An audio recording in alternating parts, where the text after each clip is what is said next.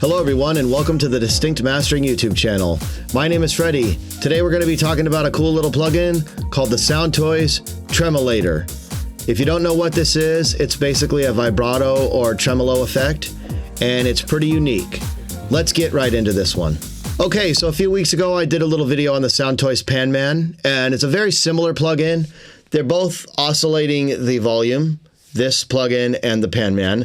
However, the Pan Man is working in a stereo field, so left and right, while as this is just working with volume. So you can imagine it's a little bit different, but we're going to get into some of the differences and show you what you could do with this plugin. So let's go. Okay, first of all, I've got the default state of the tremolator here, and I'm just going to go over the controls. You've got a depth knob, you've got the groove, which is very similar to the Pan Man, shuffle and swing, and you got a feel, which is the rush and the drag, and you can really get things in the pocket with these two. You've got an accent button, which will adjust the amount of the tremolo based on the groove, and if you go all the way counterclockwise, it's going to focus more on the first downbeat of the groove, and then as you add accents all the way to the max, it's going to adjust based on the groove. So there's a visualizer that we'll get to as well. Here you've got the shape, and then you've got a mod light, and then you've got the rhythm control here. Very similar to the Pan Man, where you can pick the different synced rhythms. And then you've got the rate knob. You can turn MIDI sync on and off. You've got your input and output, and once again, your tweak parameter. So let's bring this up a little bit. And this now gives us, in the tweak view, a visualizer of what's going on. So I have a basic sine wave playing in this serum behind this plugin. Let's go ahead and play this sine wave and start playing with it.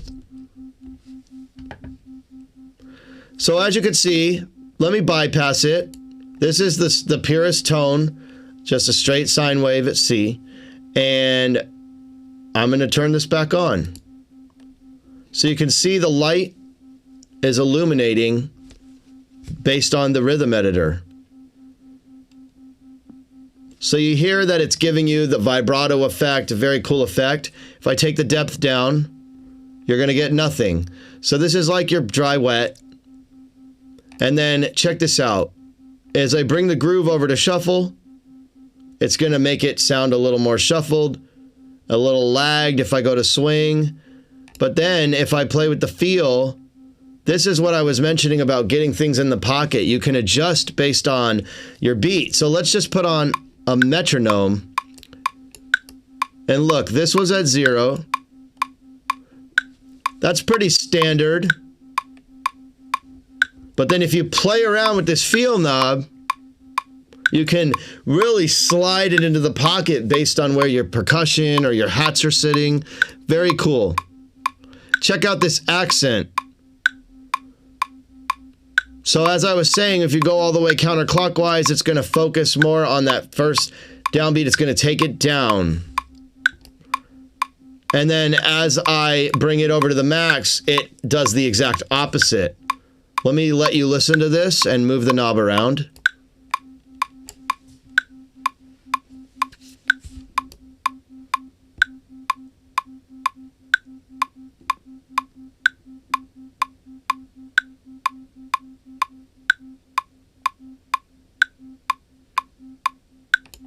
Those are already some like cool patterns that you could start a whole track around. I'm in love with that already, you know, just a sine wave. So check this out, you know, once again, here's the rate, but let's sync it.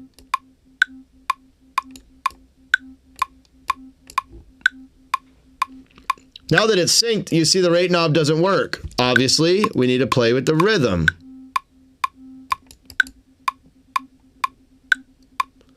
And then you have options here for different shapes of your rhythms and your shape editor. So as you can see, you could edit the actual shape right here in the editor, but I'm going to get into the tweak parameters in a little bit. The reason why I opened this up was I wanted you to see what was physically happening.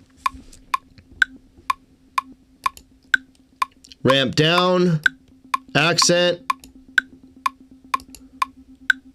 trapezoid, square. Now with the square, you can actually get some glitchy effects if you put this all the way.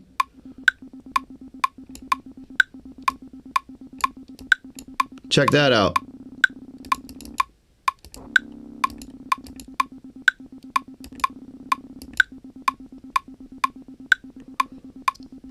Let's take off this metronome. I think you get the idea now with that. So getting into the tweak settings, what you're going to see is you're going to see the threshold, which is a common parameter as where the unit will kick in, and then the attack and the release, how fast it reacts to the effect, and then how quickly it lets go. Okay, next you see this mode button here, and this you can switch between envelope and gate. And the difference will be that the envelope will be dependent on where the input level is and the threshold, whereas the gate will not. The gate will act like a true gate, and you can use this rate mod here to adjust this stuff. So let me just play around so you can see. It's pretty wacky things what you can do with this. So as you see, I'm on envelope now, and the rate is fixed, but let's go to like an 1/8. I can speed it up here, and it's based on this threshold. If I lower this threshold, it gets faster quicker. And you see as I bring the threshold down, it slows back down. And then you get more or less.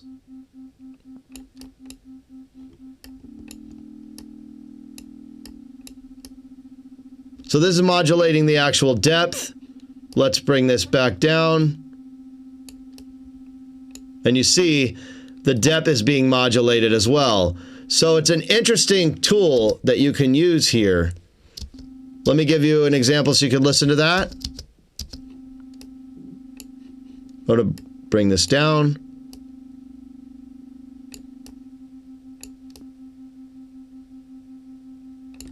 And you see you have less there. So these two modulation knobs are dependent on the threshold. And then you also have this width knob here, which can make your tremolo wider, but you do need to be careful and check for mono compatibility. And then just like the other Soundtoys plugins, especially Pan-Man, you have these analog styles: clean, fat, squash, dirt, crunch, shred, pump, and then op amp. So let's go to clean and fat and squash and dirt. Now this is just a pure sine wave with just a very small amount of harmonic content, so you're not really hearing the difference of these analog styles. But a little bit. There's shred, there's pump, and then op amp. The other cool thing you can do is you have a shape editor, so you can adjust the shape of the rhythms here, just like this, and you can create your own custom shapes. That's a weird one.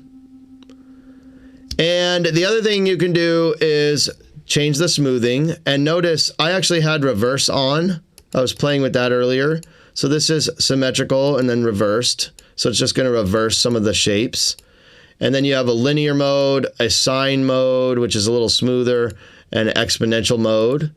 And then you can save these shape presets as well. So super cool that you could do that. You can also change the number of bars, the number of beats per bar, your grid, and then your rhythm preset here.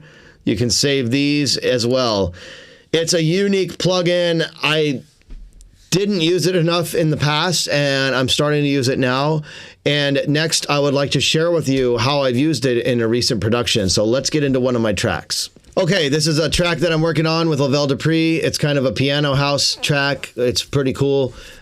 Been playing around with it today, and I actually used the tremolator on 2 of the sounds. So I want to share with you how I used it. The first sound here, I'm going to mute the tremolator, and you do see I also have Pan-Man on. It's just this ah. It's a resampled track from one of the samples that I used in the track.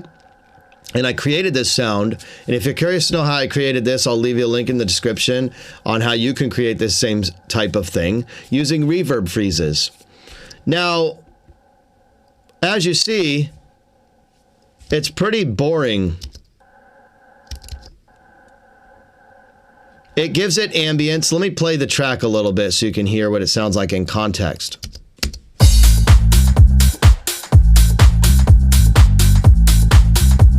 And I'm going to turn it up. I want it loud so you can hear what this is doing. First, I spoke about Pan Man, and I have a video on Pan Man I did a few weeks ago. I'll leave you a link down below in the description so you can go back and check that out. Obviously, I used it here. So that's giving it some movement this way. But then you'll see I put a tremolator on. And I just turned this on. So let me play this for you so you can hear it.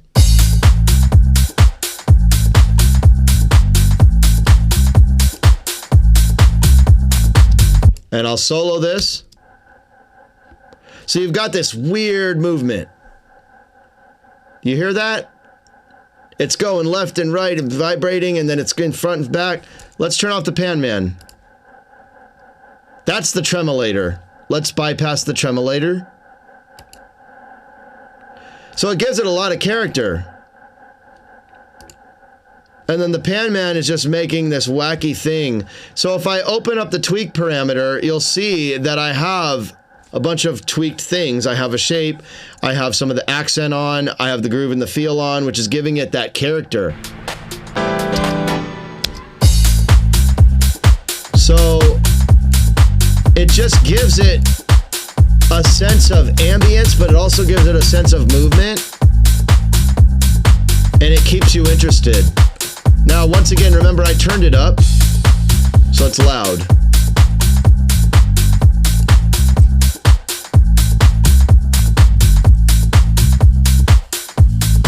This is where I think I had it in the mix, somewhere around there.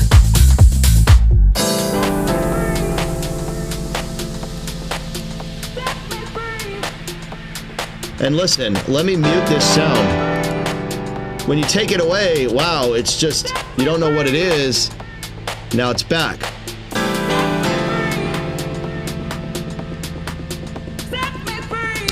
So if you have sounds that are just like in the mix, but you don't know what to do with them, and they're apparently sticking out, but they add nice character to the track, you might try playing around with movement tactics like this to really get it into the pocket of your groove. Okay, the next thing I used it on, you'd be surprised. I used it on my bass.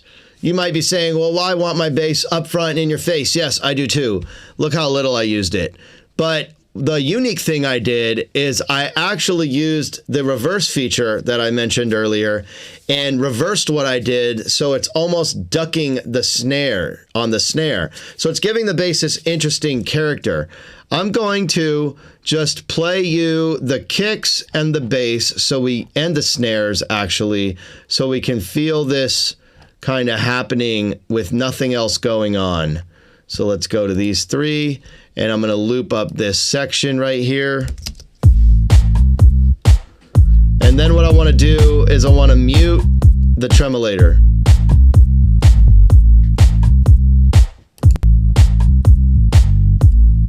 It's light. It's giving it some character.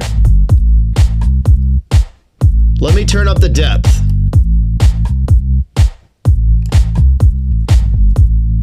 And now let me bypass it.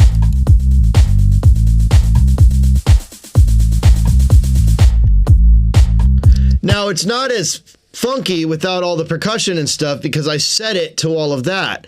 So let me bring this all back. I'm going to turn the depth back down, and I'm going to unsolo everything, and I'm going to bypass it.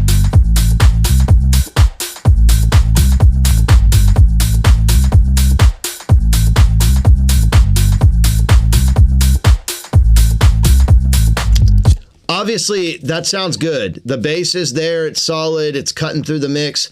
But to me, it needed something else that was going to give it a little bit more character. And I found this cool little pattern with the tremolator. So if I open up the tweak, you'll see that when I put it on symmetrical, that's not really doing what I want. But when I flipped it, now it was giving me this, like, it's almost working with the kick and ducking on the snare. Let me turn up this depth.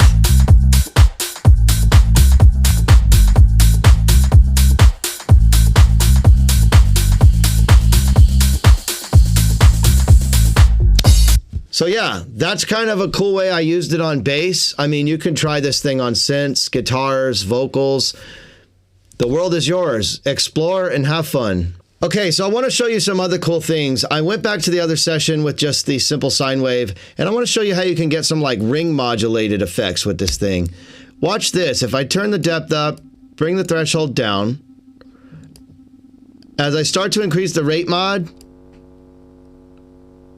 and the depth mod, you can see that it's basically getting like a ring modulation tone now.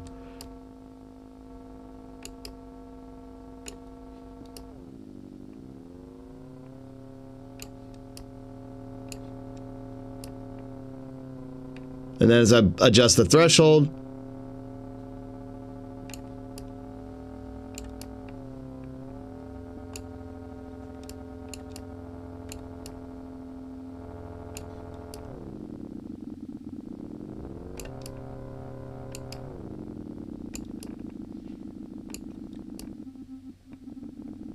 let's bring the smoothing down.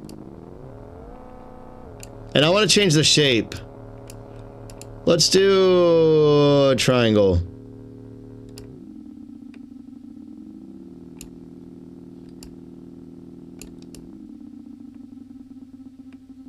So, interesting effects you can get by playing around with these modulation knobs for the rate and the depth and get this weird ring modulation sound.